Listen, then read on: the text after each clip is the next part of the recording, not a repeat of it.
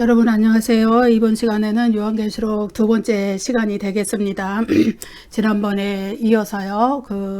요한계시록을 우리가 이해하기 위해서 선행적으로 몇 가지 알아야 될 중요한 사항들, 요소들 그런 것에 대해서 공부를 하고 있습니다. 그래서 지난 시간에 세 번째까지 공부를 해봤고요. 이번째는 네 번째부터 일곱째까지 이렇게 공부를 하도록 하겠습니다. 네 번째로 요한계시록을 읽고 듣고 지키는 자들에게 자들이 알아야 될 것, 그것은 이제 사탄과 그리고 하나님의 편에 서 있는 교회 공동체와의 사이에는 아주 치열한 영적 전쟁이 있다. 그것을 주목해야 한다. 그것을 말씀드리고 싶습니다.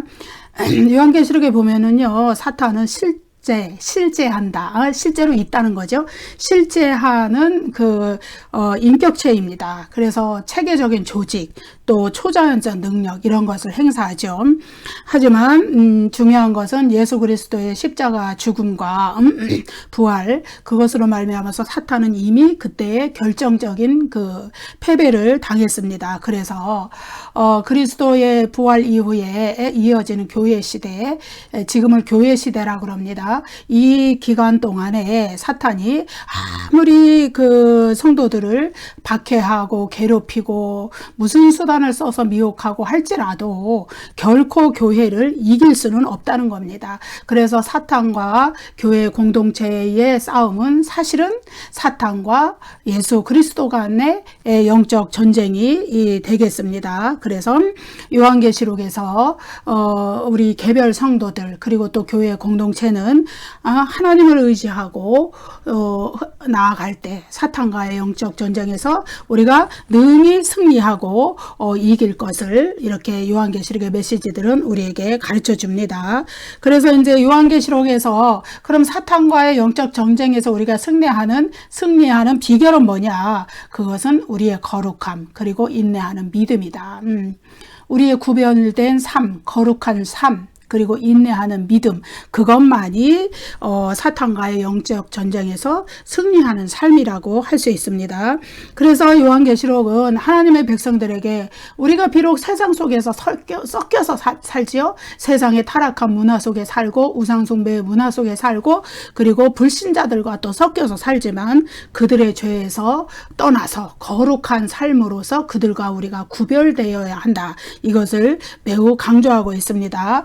그래서 요한계시록은 모든 그리스도인들에게 정치, 경제, 사회, 군사, 문화, 모든 우리의 삶 속에 관련 있는 어떤 분야를 막론하고 그것들 속에서 우상숭배적인 요소들이 발견될 때는 반드시 떠나라. 그것들에게서 속히 떠나라.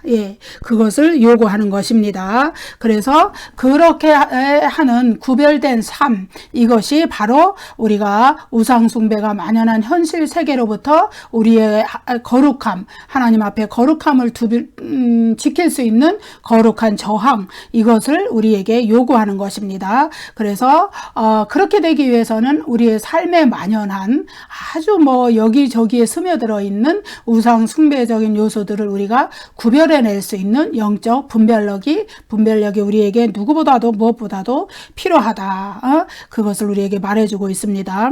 그래서 사도 요한 당시에는 로마 제국의 권력이 대단했었죠. 그들이 모든 사회와 문화와 경제와 정치적인 지배구조, 그 절대적인 지배 체제와 권력 이런 거에 그런 걸로 인해서 그리스도인들이 박해와 고난과 순교를 당했던 것, 그리고 경제적인 엄청난 고립을 당했던 것을 우리가 알게 됩니다. 그런데 그것은 그때에만 그런 것이 아니고 역사를 통해서 계속 진행되어 오면서, 그리고 오늘날조차도 국가 권력이나 조직이나 어떤 지배 체제나 아니면 흔히 요즘에는 또 시민단체라는 것들이 많이 있어요. 그래서 이제 사회적이나 정치적인 조직들이나 또 어떤 이단적인 그런 종교 체제나 이런 것들을 통해서 그런 것들을 통해서 우리가 하나님을 배반하게 하고 하나님을 대적하게 하는 그런 요소들이 많이 곳곳에 자리 잡고 있는 것이죠. 그리고 또 그것에 순응하는 것이, 그것에 우리가 잘 그것에 조화롭게 살아간다는 얘기죠. 그렇게 하는 것이 조직에, 국가에 또 이런 것에 잘 적응해서 사는 것이다. 성공적인 사회생활을 하는 것이고 성공적인 국가생활을 하는 것이고 이렇게 이제 합리화시키는 거죠. 어떤 사상이나 이데올로기나 이러한 모든 것들, 그러한 것들이 마치 우리의 어떤 종교처럼 이념화되어서 이렇게 우리를 끌고 가는, 이끌고 가는, 그렇게 해서 이제 하나님을 은연중에 대적하게 만들고 우리가 마땅히 찬양과 경배를 돌려야 할, 영광을 돌려야 할 하나님, 그리스도, 어린 양 그리스도께 돌려야 할 것을 그들에게 돌리는 그러한 일들이 은연중에 일어난다. 그래서 적그리스도와 거짓 선지자, 사탄 이러한 것들은 미혹입니다. 예. 사탄의 가장 강력한 요한계시록에 나타나는 그 무기는 미혹이거든요. 속임수예요. 속이는 겁니다. 그래서 우리가 이렇게 살아가는 것이 정상적인 국가생활, 정상적인 사회생활, 정상적인 조직생활, 또 문화를 누리고 향유하고 이러한 것들 속에 곳곳에 독버섯처럼 이렇게 스며들어 있는 우상숭배적인 요소, 그것이 짐승과 거짓 선지자, 사탄이 노리는 그리스도인들, 하나님의 백성들을 그것으로 영적으로 미혹해서 그것에 젖어들게 하면서 현실 속에서 하나님을 부정하게 만드는 그런 삶으로 이끌고 가는 그러한 것들을 우리가 영적 분별력으로 잘 분별해서 우리가 기도하는 가운데 또 하나님의 말씀을 묵상하는 가운데 그런 것들을 분별해서 그러한 것을 우리가 젖어들지 않고 빠져들지 않고 그런 것들과 구별되는 거룩한 삶을 살아나갈 수 있도록 우리에게 요구하는 것이 요한계시록의 메시지라고 할 수 있습니다. 특별히 요한계시록에서는요, 음녀 바벨론으로 상징되는 불법적이고 불공정한 경제 체제, 그리고 또 그 문화 권력 이러한 것으로부터의 탈출을 요구하고 있습니다. 당시의 로마 사회는요, 이교도가 중심인 사회였어요. 우상숭배가 이교의 신을 중심으로 우상숭배가 아주 곳곳에 만연해 있는, 그래서 예컨대 길드라는 동업조합에서 경제적인 그 교제와 경제생활을 영위해 나갈 때 반드시 그 이교의 신에게 우상을 숭배하고 경배하고 찬양하는 절차들, 그런 것들이 포함되어 있는데 그것을 하지 않으면 경제생활을 제대로 영위할 수 없는 그런 형편에 처해져 있던 것이죠. 그리고 또 황제 숭배가 아주 강력하게 그것을 요구하고 있어서 정부에서 만약에 그것을 거부한다면 정상적인 경제생활을 요구해 나갈 수 없는, 이루어 나갈 수 없는, 그래서 그리스도인들은 그 우상에게 경배하지 않기 위해서, 그리고 또 황제 숭배를 거부하기 위해서, 그런 그 신앙을 지키기 위해서 그러한 것들을 했기 때문에 어떻게 됐습니까? 정상적인 경제생활을 해나갈 수 없었기 때문에 배고픔과 경제적인 고립, 어려움, 그 궁핍에 시달렸던 것이죠. 그래서 요한계시록 13장에 666이라는 그 상징적인 숫자도 사실은 이 불공정하고 불법적인 우상숭배적인 그러한 경제체제와 연관된 그런 상징적인 숫자가 되는 것입니다.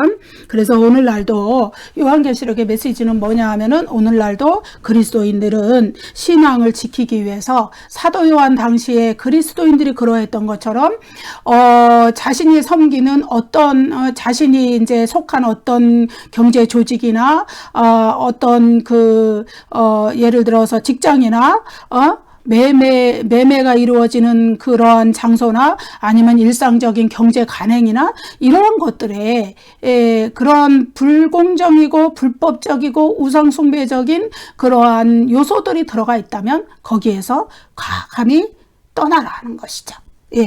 자신이 종사하는 직업에서 일상적으로 행해지는 그 악한 관습들, 관행들이 만약에 가난한 자들을 착취하고 우상을 섬기는 것이고, 그래서 그러한 것이라면은 그리스도인들은 내가 사는 이 세상이 그렇게 돌아가는데 내가 어떻게, 나도 먹고 살아야 되는데, 이렇게 불공정하고 억압적이고 착취하는 나중에 이제 바벨론이 멸망하는 것이 다 그런 것들로 인하여 멸망하거든요. 가난한 자들을 착취하고 억압하고 심지어 그들의 노예들을 막 그 착취하는 그러한 사람의 영혼들을 파고 산다는 거예요. 예? 그럴 정도로 가난한 자들을 착취하는 그런 불공정한 경제 체제, 예, 그러한 것들로부터 과감하게 떠나라는 거예요.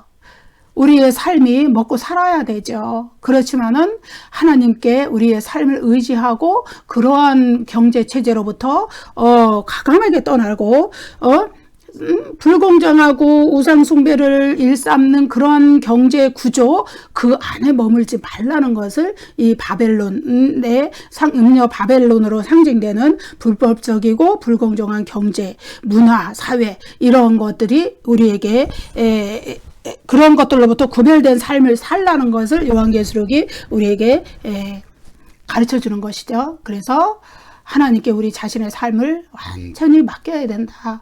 역사적 종말이 가까울수록 그러한 일들이 더 성행하지만은 그러한 속에서 우리가 그들과 동화돼서 우리가 사는 세상이 이런 걸로 어떻게 하냐, 우리도 먹고 살아야 되는데 이렇게 해야 할 것이 아니라 과감하게 결단하고 그런 것들로부터 벗어나고 하나님 앞에 구별된 거룩한 삶을 지켜야 된다. 예. 굉장히 무거운 메시지죠. 그래서 요한계시록은 우리의 삶에서부터 이러한 성별, 구별, 거룩함이 이루어져야 된다는 것을 우리에게 이야기하고 있습니다. 그래서요, 요한계시록에서 우리에게 주는 아주 중요한 모티브가 있어요. 그거는 바로 역전입니다. 뒤집어지는 것이죠.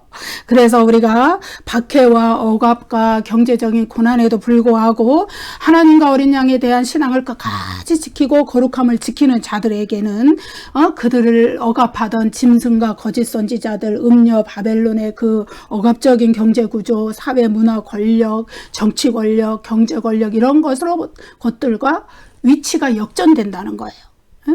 박해당하던 성도들의 위치는 역전돼서 이제 어린 양과 함께 시온산에 서서 그 하나님을 찬양하는 그 축복의 노래, 복의 노래를 부르게 되는 것이죠. 찬양을. 예, 계시록 13장에는 짐승의 그런 666의 표가 나오는 반면에 14장에 가면은 그 역전된 이야기가 시온산에서 어린 양과 함께 노래를 부르는 그 14만 4천의 이야기가 나오지요. 예. 이 14만 4천에 대해서도 굉장히 많은 분분한 해석들이 있지만은 이제 그 본문에 가서 우리가 자세히 또 여러 가지를 또 생각해 보도록 하겠습니다. 그래서 그런 것들은 역전된다. 마침내. 예. 우리가 그리스도인이 믿는 그 믿음, 신앙, 이것의 근본은 무엇인가요? 이 세상의 끝이 아니라는 거예요. 우리가 이 세상에 요즘은 장수해서 뭐 90살 까지 사는 것이 흔한 일이죠. 대부분 많이 그렇게 사세요. 그보다 못 사는 분들도 한 80 몇 세까지 대부분 사시고 그러시죠. 그런데 그 삶의 끝, 그것이 끝이 아니라는 것이 우리 신앙의 근본이에요. 그 삶의 끝에 우리의 영혼이 육신과 분리돼서 우리 육신이 잠시 흙으로 돌아가서 무덤에 묻힐지라도 우리의 영혼이 요한계시록에서는 지옥을 그 임시적인 지옥을 음부라고 표현을 합니다. 헬라어로 하데스거든요. 그런데 천국과 그 지옥으로 가게 될 때에 그것이 끝이 아니라 마침내 우리가 영원한 새하늘과 새 땅의 영생 복락을 누리는 영원한 하나님의 임재 속에서 그 누리는 그 날이 우리에게 다가오고 그때에 이 세상의 그 짧은 생애 동안에 우리가 고난과 박해와 경제적인 어려움과 이러한 것들로 인해서 힘들게 생을 영위했을지라도 그러한 생 동안에 삶 동안에 우리가 지켰던 그 믿음으로 인해 지켰던 거룩함, 믿음, 신앙, 인내하는 믿음 이러한 것들이 이제는 우리를 거룩한 영원한 시온산에 예수 그리스도와 함께 서서 정말로 거룩한 노래를 부르는 그러한 우리가 그 무리 속에 들게 하는 그러한 신분의 우리가 그러한 상을 받게 된다는 그 역전이에요. 그래서 이 세상에서 고난받았지만 우리는 그러한 상을 받는 하나님과 그리스도와 영원한 세계에서 거하는 그러한 상을 받는 대신에 이 세상에서 우리를 핍박하고 가난하게 만들고 우리를 고난을 주고 당시에 또 박해와 순교까지 일삼았던 그러한 정치 권력들 또한 오늘날에도 보이지 않게 믿는 믿음으로 인하여서 경제적인 손해를 보아야 될 경우에 우리로 하여금 경제적인 손해를 끼쳤던 그 세력들 그들은 어떻게 되느냐? 영원한 불못으로 떨어지는 그 무서운 형벌을 피할 수 없는 그러한 처지로 이렇게 전락하게 된다는 거. 역전의 모티브가 있어요. 그래서 우리가 이 믿음의 관점이라는 것은 굉장히 길게 보아야 되는 것이에요. 우리가 이 세상은 어젯밤에 지나간 한 경점 같다. 시편의 어느 구절에 나와 있죠. 이 세상이 아무리 길어서 우리가 90을 산다 그래도 어젯밤에 지나간 한 경점 같은 거예요. 잠시 잠깐 지나가는 것이에요. 예, 저도 이제 나이가 이렇게 먹을 만큼 먹었지만은 저 어렸을 때 한참 크고 자랄 때 어느 날 내가 이 나이가 될 줄은 상상도 못했어요. 그러나 세월이 이렇게 빨리 흘러서 저도 이제 나이가 이렇게 되고, 그러죠? 이제 나이가 먹으면 먹을수록 이제 세월은 쏜 화살처럼 빨리 지나간다. 그렇게 되는 겁니다. 그래서 어느 날 우리가 임종을 맞이하게 되고, 어느 날 우리가 우리의 영혼을 하나님 앞에 결산할 때가 오면은 그 이후에 이어지는 또다시 두 번째 이어지는 우리의 부활의 생명, 영원한 형벌, 이러한 것들을 우리가 생각해 볼 때에 이 세상에서 우리가 세상의 만연한 삶으로 우리를 유혹하고 미혹하고 우리로 하여금 우상을 숭배하게 만들고 하나님보다 더 섬기게 만드는 그러한 것들이 정치 권력, 경제 권력, 사회 문화 온통 온갖 것들에 스며들어 있는데 우리가 영적 분별력이 없다면 그것들에 흡수되어서 나도 모르게 그것들에 동화되어서 하나님을 대적하는 위치에 서게 되고 구별되지 못하고 우상 숭배를 하는 자리에 서게 된다면 우리의 영혼을 어찌 책임질 것인가. 요한계시록은 그러한 메시지를 전하고 있는 거예요. 요한계시록에 곳곳에 이러한 메시지들이 나타나는데 그러한 것들을 우리가 그 말씀을 깨달을 때 우리가 영혼이 깨어서 각성하지 않을 수가 없는 것이죠. 그래서 가장 중요한 것은 요한계시록에서 역전의 메시지다. 역전의 메시지가 있기 때문에 사탄과의 영적 전쟁에서 우리는 비록 손해를 보더라도 현실의 삶이 그것으로 인하여 고달프다 하더라도 반드시 승리하고 우리의 영혼을 지켜야 된다. 사탄이 우리를 미혹해서 넘어뜨리려고 하는 데서 지켜야 된다는 것, 그것을 이제 네 번째 말씀으로 드립니다. 다섯 번째로는요, 요한계시록의 특징 중에 특징. 아까 그 가장 명백하게 나타나는 주제는 재림이라고 그랬죠. 그것과도 굉장히 연관된 예수 그리스도께서 재림하시는 목적이 뭐냐? 심판입니다. 그래서 요한계시록은 심판의 책이라고 불릴 만큼 심판에 대한 이야기가 굉장히 많이 나와요. 그래서 요한계시록 이제 2, 3장에서 소아시 7교회의 얘기가 나오고 4장, 5장에서 하나님과 어린 양의 보좌 얘기가 나오는데 하나님과 어린 양의 보좌는 바로 심판의 진원지입니다. 심판의 근원지예요. 하나님과 어린 양으로 보좌로부터 심판이 이루어지는 것이죠. 그리고 바로 이어서 또 요한복음 6장부터 16장까지 또 7심판 시리즈가 나오지요. 그래서 이 7심판 시리즈는 무려 요한계시록 6장부터 16장이면은 챕터가 몇 개예요? 아마 11개쯤 되나요? 그런 거예요. 그렇게 많은 분량을 심판에 대한 얘기들을 하고 있어요. 그래서 이제 이 6장에서 16장까지 나중에 이제 공부해 보시면 알겠지만은 점진적인 반복 기법이라 그래가지고 점점 심판의 강도가 강해지면서 이렇게 그 제시가 되는 것을 우리가 볼 수 있거든요. 그런데 아주 특징적인 이야기가 또 있어요. 뭐냐 하면은 세 개의 막간 시리즈가 나타납니다. 막간. 그 틈이라는 거예요. 중간에 이렇게 끼어든 삽입이라는 이 얘기죠. 세 개의 막간 시리즈가 그 6장부터 16장까지의 7심판 시리즈 그 가운데 세 번이 이렇게 나타나는 것이죠. 근데 이 막간 시리즈는 뭐냐 하면은요, 그러면 종말의 심판이 이렇게 이어지는 가운데서 교회 공동체가 어떻게 행동해야 되느냐, 어떤 모양으로 존재해야 되느냐, 어떻게 믿음을 지켜야 되느냐, 이런 이야기들을 하고 있는 것이 세 개의 막간 시리즈입니다. 그런데 이 세 개의 막간 시리즈가 위치한 문맥이 무슨 문맥이에요? 심판의 문맥이에요. 불신자들이 심판받는 그 문맥 가운데 교회 공동체가 어떻게 존재하고 어떻게 살아남아야 되고 어떻게 행동해야 되고 이런 얘기들을 세 개의 막간 시리즈를 통해서 해놨다는 이야기죠. 큰 줄기는 심판의 문맥이죠. 6장부터 16장. 그 사이에 들어있는 세 개의 막간 시리즈. 그 다음에 이제 16장까지 이어졌죠. 보세요. 4장 5장 심판의 진원지 하나님과 어린 양의 보좌에 대해서 얘기했고 6장부터 16장까지 일곱 심판 시리즈, 일곱인, 일곱 나팔, 일곱 대접의 심판 시리즈가 쭉 나오죠.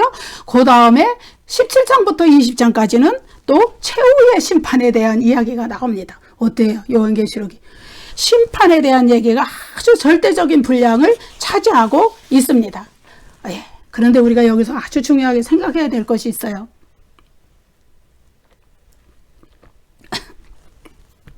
그러면 요한계시록은 오직 심판만 강조하는가? 예. 심판을 강조하기 위해서 심판의 메시지만 전하기 위해서 요한계시록이 기록되었는가? 아닙니다, 여러분. 그 심판에 대한 메시지를 계속 강조하면서 그것은 바로 심판과 구원을 위한 책이라는 것을 성경 함께 강조하는 성경이라는 것을 우리가 알 수 있습니다. 왜? 요한계시록을 통해서 회개의 메시지들이 나타나기 때문이에요. 그 심판의 메시지 중간중간에 회개의 메시지들이 나타나기 때문이에요. 그래서 하나님이 창조하신 인간을 향한 하나님의 뜻은 결국은 심판을 통해서 멸망시키는 것이 아니라 회개를 통해서 구원하시고자 하는 심판이 임박했음을 그 메시지를 듣고 깨닫고 회개하고 돌이켜서 하나님을 대적하는 자리에서 돌이켜서 하나님께 회개하고 돌이키고 순종하는 자들로 돌아오게 하기 위한 하나님의 뜨거운 사랑과 은혜를 담고 있는 책이다. 예, 요한계시록은 그렇게 알 수 있습니다. 일곱 심판 시리즈를 이렇게 쭉 진행해 나가면서 더욱 강도 높은 심판의 메시지들이 나타나는 이유는 더욱 회개, 심판과 멸망에 가까웠으니 회개하라는 그 강도의 강한 메시지가 더욱 동반되는 것을 우리가 알 수 있습니다. 그래서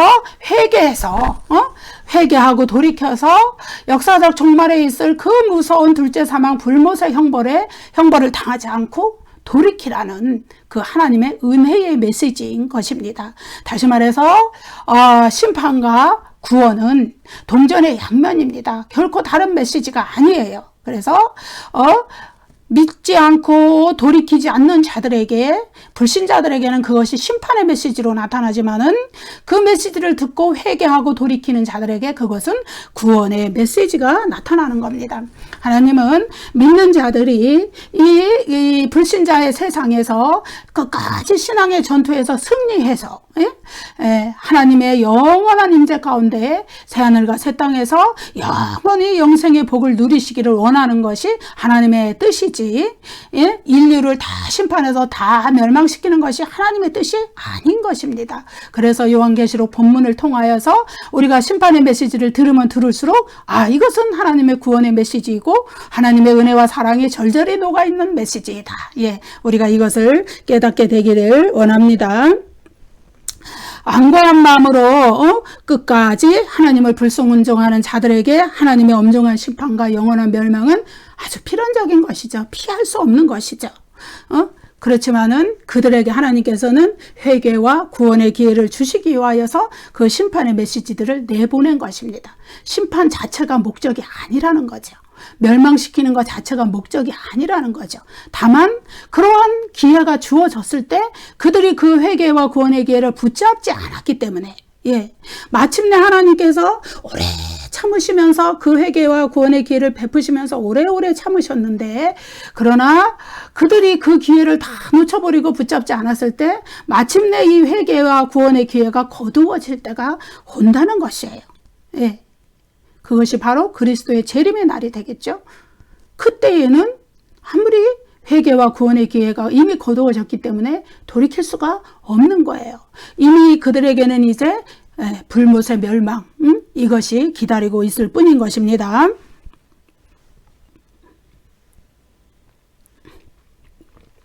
자, 5번째였고요. 6번째 얘기. 요한계시록은요, 천국에 대한 소망을 일깨우는 책이다. 제가 이렇게 적어봤습니다. 오늘날 교회들과 교회들에서 천국에 대한 메시지가 많이 좀 약해졌죠. 많이 선포되지 않습니다. 그리고 성도들 가운데서도 천국에 대한 그 소망이 많이 약해져 있어요. 그러니까 우리가 믿는 사실 가장 궁극적인 목적은 우리의 구원이고 우리가 천국에 가는 것입니다. 지옥의 형벌을 면하는 것입니다. 가장 근본적인 이유예요. 그런데 그 근본적이고 가장 기본적인 그 믿음의 이유, 그것인데 그것을 잊어버리고 살 때가 너무 많다는 거예요. 그러니까 어떻게 해요? 믿는 사람들도 세상에 대한 관심이 막 증폭되는 거예요. 돈 버는 데 관심이 집중되고 세상의 문화와 세상의 모든 것들, 그런 좋은 것들을 누리는 데 우리의 관심이 집중되고, 왜 그럴까요? 천국에 대한 소망이 약해졌기 때문에요. 천국에 가야 된다는 그 믿음, 절절한 믿음, 그것이 약해졌기 때문입니다. 그래서 교회 강단에서 천국과 지옥의 메시지는 아주 어떻게 보면은 사람들이 듣기에 저건 너무 단편적인 메시지 아니야? 이렇게 말할 수도 있지만 그것은 가장 기본적인 거기 때문에 그것은 끊임없이 선포되어야 나가야 될 그러한 것입니다. 그래서 요한계시록만큼 성도가 맞이할 궁극적인 미래, 그래서 궁극적인 운명, 불신자가 맞이할 궁극적인 운명, 그것을 이렇게 명백하게 이야기하는 책은 없어요. 성도는 영원한 하나님의 임재 가운데서 새하늘과 새 땅, 새 창조의 세상에서 정말로 하늘의 유업을 받아서 영원한 영생 복락을 누릴 것이지만은 믿지 않는 불신자들, 사탄의 편에 선 자들은 영원한 불못에서 부활한 몸을 가지고 그 무서운 형벌을 누리고 살 것이 바로 요한계시록에는 아주 명백하게 기록이 되어 있기 때문에, 우리가 요한계시록을 공부하면은 그 분명하고 명백한 메시지, 천국과 지옥의 메시지가 우리에게 다가오는 것이죠. 천국에 대한 확실한 소망을 가지고 있는 자는, 그리고 불못에 대한 그 두려움, 그것을 아는 자는, 그러한 말씀, 요한계시록의 말씀들을 믿는 자는 현실이 아무리 고난을 당하더라도 짐승으로 상징되는 적그리스도의 모진 박해, 또 고난, 또 666으로 상징되는 그 경제적인 고난, 또 자신들이 속한 공동체나 소속된 어떤 것, 심지어는 혈연가의 단절 이런 것들을 경험한다 할지라도 어떻게 해요? 끝까지 짐승의 표를 거부하고 어떻게 해요? 목숨을 잃는 지경에 이르러서도 믿음을 끝까지 사수하는 것이에요. 자신의 궁극적 운명에 대한 확신, 그것이 있다면 그렇게 할 수밖에 없어요. 왜? 이 세상에 내가 살아가는 80년, 90년간의 생애가 전부가 아니기 때문에. 그것이 전부가 아닌데 이 삶의 기간 동안에 당하는 이 고난과 이 힘들고 어려운 것 때문에 내가 나의 궁극적인 미래, 그 영원한 지옥 무서운 불못의 형벌을 받을 수는 없기 때문에 그래요. 그래서 하나님의 인침을 받은 자, 여러분 우리가 짐승의 표에 대해서는 많이 얘기를 들었지만은 짐승의 표를 이마와 오른손에 받는 그 얘기를 많이 들었지만은 이제 하나님의 인침을 받는 얘기가 요한계시록에서는 더 중요한 겁니다. 하나님의 이름이 이마에 새겨지는 것, 그 어린 양 그리스도 예수의 이름이, 예수 그리스도의 이름이 이마에 새겨지는 것, 그게 굉장히 중요한 거예요. 그런 자는 하나님께서 짐승의 표를 받지 않도록 끝까지 보호하시는 거예요. 그래서 우리가 하나님의 인침을 받고 끝까지 현실의 고난 가운데서도 믿음을 승리해서 새하늘과 새 땅에 무사히 입성하는 그러한 우리가 되기를 간절히 바라봅니다. 그래서 요한계시록의 선포가 줄어든다는 것은 다름 아니라 천국과 지옥의 메시지의 선포가 줄어든다는 거예요. 비록 그래서 요한계시록에서 비유적이고 상징적인 표현들로 천국에 대한 메시지가 많이 나타나지만은 그런 것들은 천국과 지옥에 대한 메시지들은 아주 분명하게 나타나고 그것은 분명히 존재한다는 거예요. 실제한다는 거, 실제로 있다는 거예요. 그것을 아주 강력하게 우리에게 요한계시록의 본문을 통해서 이야기하고 있는데도 불구하고 우리가 요한계시록을 공부하지 않으니까 잘 모르는 거예요. 관심이 없으니까 잘 모르는 거예요. 막연하게 우리가 천국이 있겠지 이렇게 믿는 것과 하나님의 말씀을 통해서 우리에게 천국이 있다고 분명히 말씀하신 것을 말씀을 통해서 믿는 것은 그 확신에 있어서 굉장히 차이가 있겠죠. 그래서 여러분 요한계시록을 관심을 가지고 공부하셔야 되는 겁니다. 그래서 요한계시록에 첫 환상, 마지막 환상 이제 이런 것들이 있어요.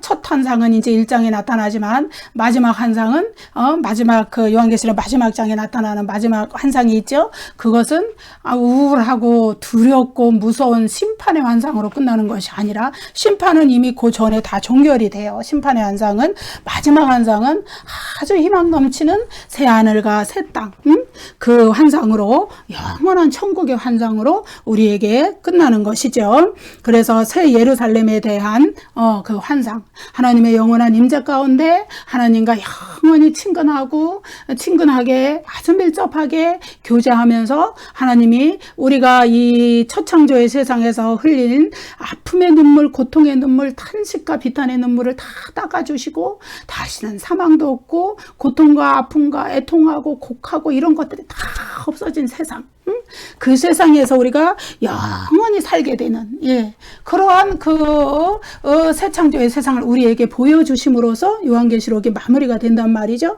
그래서 그러한 것들을 분명히 우리가 알고 있고 확신 가운데 붙잡고 있어야 우리가 현실에서 당하는 이 고난이 아무것도 아니며 지나가는 것이며 잠시 잠깐의 것이라는 것을 알 때 우리가 능히 이기고 승리하는 자가 될 수 있다. 요한계시록에서 강조하는 것은요, 이기는 자예요. 이기는 자. 이기는 자에게 내가 무엇을 주리라. 이기는 자에게 내가 무엇을 주리라. 요한계시록 2장 3장에서 얘기하지만 또 마지막 장에 가서 또 얘기하는 거예요. 이기는 자에게 이것들을 주리라. 이것들을 유업으로 주리라. 그런 거. 그래서 우리는 이기는 자가 되어야 돼요. 요한계시록에서는 아주 강력하게 강조하는 것은 신앙의 그 갈등이나 회색지대나 이러한 것들 그냥 믿으면 좋고 안 믿으면 지옥 가고 그냥 이렇게 얘기하는 정도가 아니라 이겨라. 믿음으로 인내하는 믿음으로 현실을 이겨라. 믿음으로 승리해라. 이렇게 하고 아주 강력하게 이렇게 이제 말하자면 믿는 자들을 이렇게 그렇게 하는 것이죠. 그렇게 해서 마지막 시대에 우리가 믿음으로 승리하고 나아갈 때 새하늘과 새 땅에 영원한 하나님의 천국 백성으로 살 수 있다는 것, 이겁니다. 또 7째, 요한계시록은 현실 가운데 교회 공동체와 개별적인 성도들에게 임재하시는 하나님을 증언합니다. 하나님은 우리를 창조하시고 그리고 또 우리를 구원하신 후에 우리가 그냥 외롭게 그냥 신앙생활을 막 고군분투하도록 내버려 두시는 것이 아니라 우리 가운데 임재하신다는 거예요. 교회 공동체에 임재하고 개별적인 성도들에게 임재하는 겁니다. 그래서 개별적인 성도들이 또 교회 공동체가 하나님의 임재를 체험하면서 현실을 이기고 승리하도록 그렇게 증언해 주는 것입니다. 그래서 역사적 종말에 있을 재림, 아마겟돈 전쟁, 최후의 심판, 새하늘과 새 땅, 이것이 먼 미래에 대한 예언이 아니라 우리와 가까운 사실들이 될 수 있는 겁니다. 왜? 하나님이 뭐라고 말씀하셨냐 하면은 요한계시록은 때가 찼다. 그리스도의 재림이 임박했다. 이렇게 말씀하고 있기 때문이에요. 그래서 역사적 종말의 사건이 우리와 멀리 떨어져 있는 미래적 사건이 아니라 우리에게 가까이 와 있는 바로 밀접하게 연관된 사건이며, 그래서 하나님은 우리가 믿음을 지키고 그것들을 승리로 받아들일 수 있도록 우리에게 임재하셔서 우리를 보호하신다는 거예요. 우리 모두는 하나님의 인침을 받은, 하나님의 인을 받은 하나님의 백성인 줄로 믿습니다. 그래서 현실을 살아가는 우리 교회 공동체와 우리 개별적인 성도들은 현실의 삶 속에서 구별된 삶을 살면서 새하늘과 새 땅에 들어갈 그 준비를 해야 돼요. 자기 두루마리를 열심히 빠는 자들이 돼야 됩니다. 그래서 회개로 하나님께 나아가고 거룩한 삶을 살아가면서 구별된 자로, 성화된 자로 하나님 앞에 자신이 부끄러운 모습으로 드러나지 않도록 세마포 옷을 입은 그리스도의 정결한 신부로 드러날 수 있도록 우리가 준비하는 삶을 살아가야 된다, 이 얘기예요. 그것이 가능한 것은 하나님의 임재가 있기 때문에, 성령의 임재가 있기 때문에. 예. 그래서 재림하실 그리스도는 이 인간의 역사를 종결하시고 우리 인생을 주관하시고, 그리고 이 모든 역사를 종결하시고 우리에게 새 하늘과 새 땅을 가져오실 그 심판주이시지만은 또한 구원주이신 그 그리스도를 기다리면서 우리가 그리스도의 재림이 임박한 이때에 우리가 아직 우리에게 회개의 기회가 주어져 있을 때, 아직 우리에게 하나님의 은혜 베푸실 이때, 보라 지금은 구원의 날이요 보라 지금은 은혜의 날인 이때에 우리가 하나님 앞에 우리의 두루마리를 날마다 빨면서 정결한 그리스도의 신부로 준비되어져 가는 그러한 우리의 삶을 살아야 되는 것이 요한계시록이 우리에게 가르쳐 주시는 말씀이죠.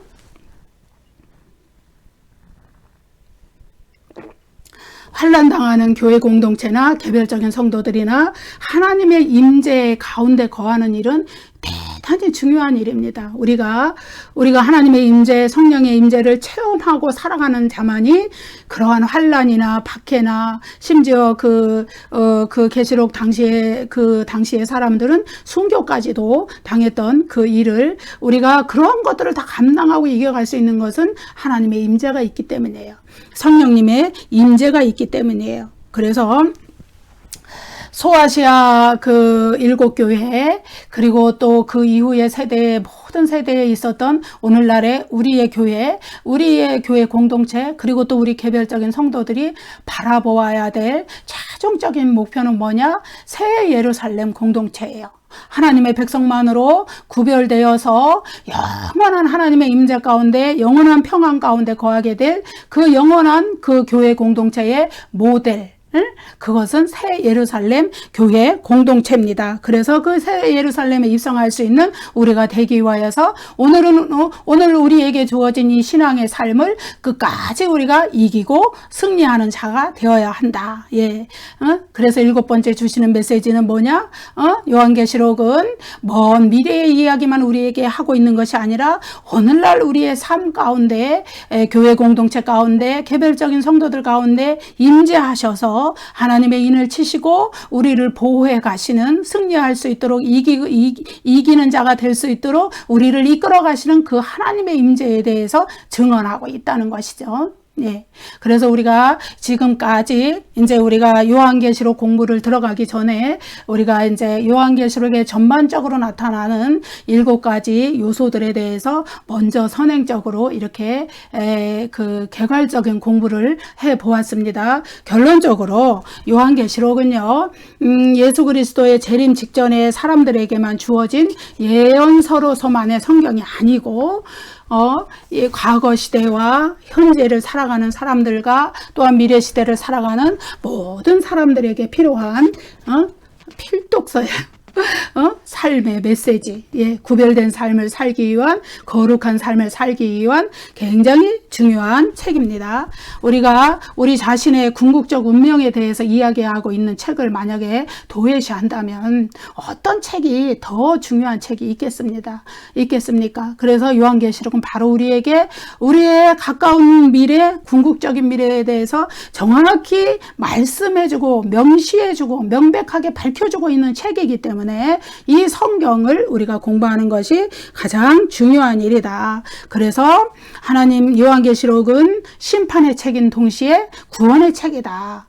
이 메시지를 듣고서 끝까지 불순종하고 하나님을 거역하고 대적하는 자에게는 두려운 심판의 책이지만은, 그러나 고난과 핍박 가운데서도, 경제적인 어려움 가운데서도 하나님을 순종하고 끝까지 믿음으로 현실을 견디고 이기고 승리하는 자에게는 이것은 구원의 책이다.